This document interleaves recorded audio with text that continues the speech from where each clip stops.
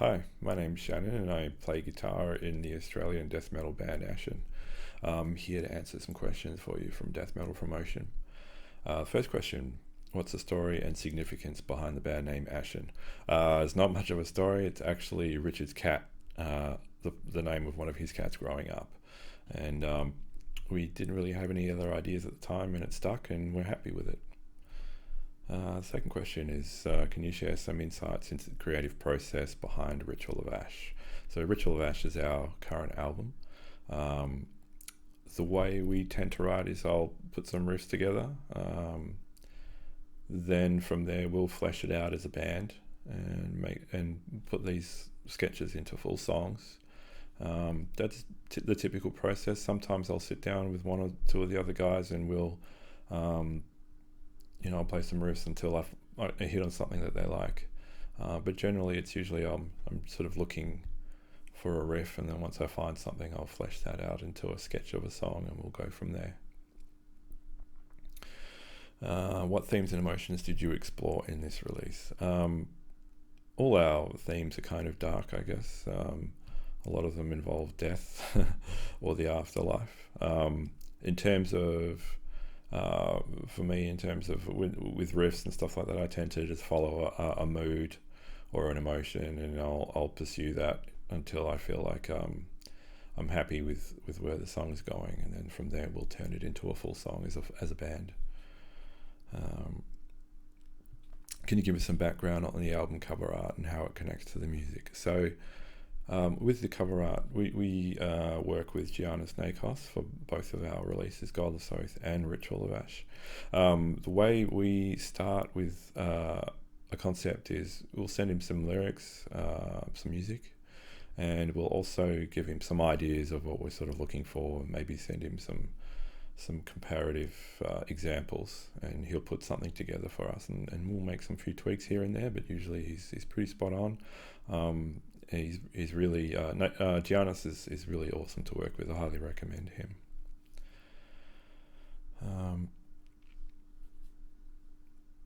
Next question: in your opinion, is having a record label, crucial in today's music industry? I can only give you my opinion on that. I definitely think it's not essential, but it's definitely very beneficial if you can find a good deal. Labels can be really helpful with just getting your music out to a large number of people through their own network, and also with things like distribution.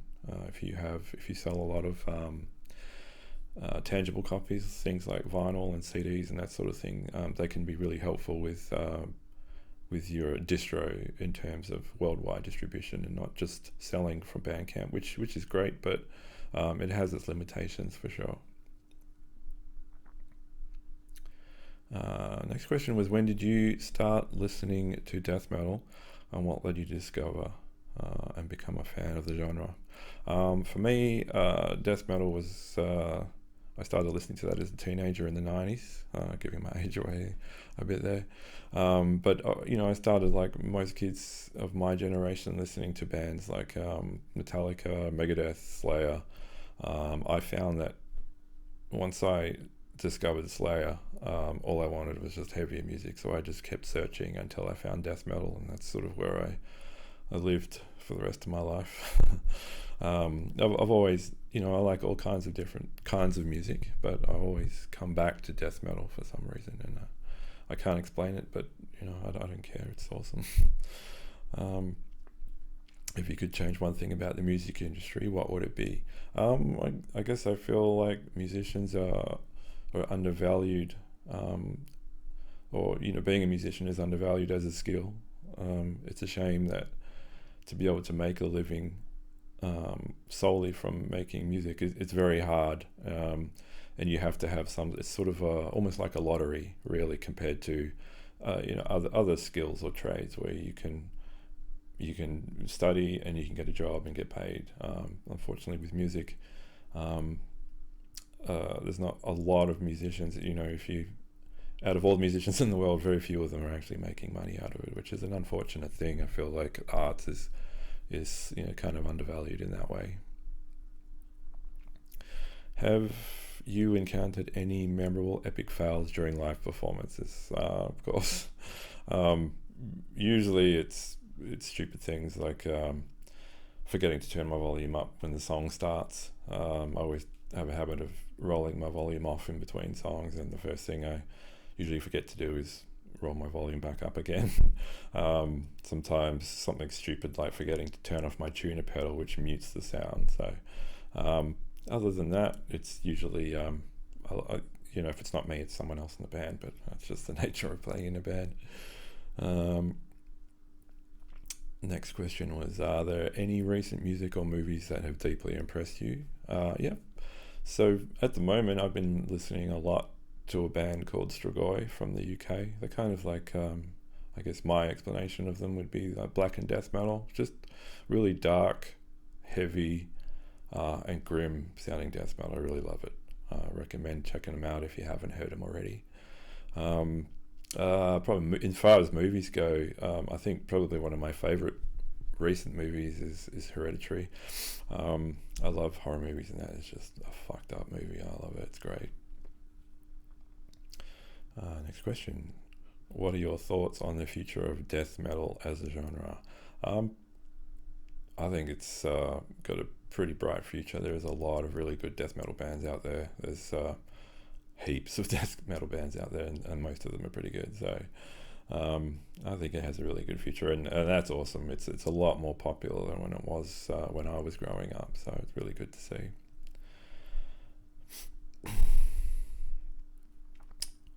Next question. Can you describe the current death metal scene in Western Australia?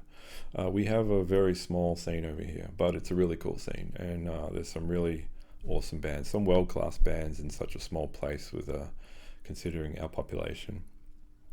There are definitely some difficulties in terms of we in Western Australia, we are on the other side of the country, so